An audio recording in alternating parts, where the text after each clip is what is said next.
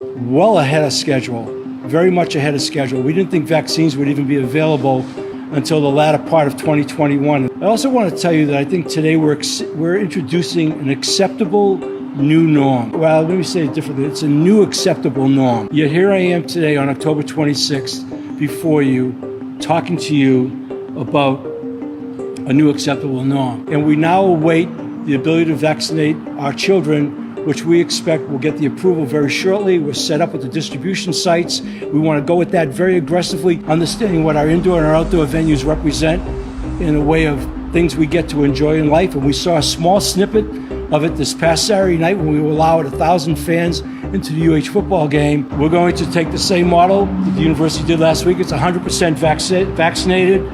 It's masking, it's water only, no food, vaccines, mask wearing, water only, same requirements, 100% vaxxed, mask, water only. We're gonna run the Honolulu Marathon, 100% vax. And I realize a lot of our student athletes, they've never played in front of the best fans in the country. It's been 19 months since any of us have had any large shows. They've been canceled over and over recently. We continue to open up this state and reward our citizens for doing what they needed to do. We have shifted from a pandemic to an endemic. We are going to have COVID in this community at some level, and we're going to be hearing about case counts for some time, depending on what gets reported. You know, as I said today earlier, this is sort of about an acceptance of a new norm. We believe that Safe Access Oahu has been highly effective on a couple of levels. We know it's spurred, and there's been research to support this, an increase in vaccinations. Since we're requiring vaccinations to everything I mentioned, I probably should have really emphasized that today.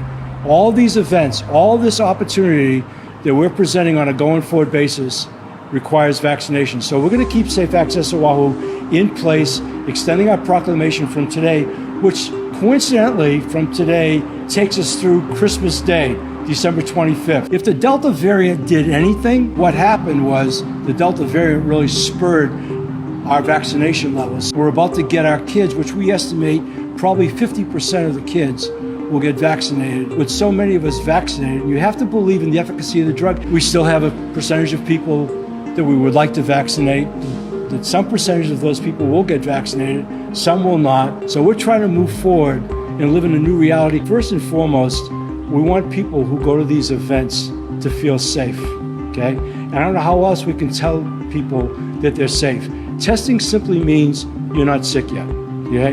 It hasn't been diagnosed, or you could even be tested and then get sick. As I said earlier, so much of this is geared towards the psychological well-being, and so we don't even know.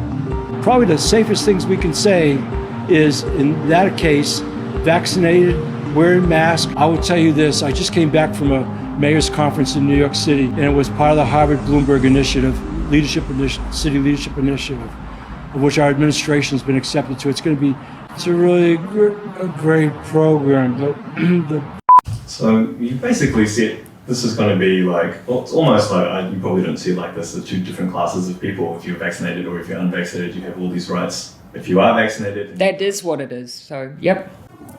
Yeah.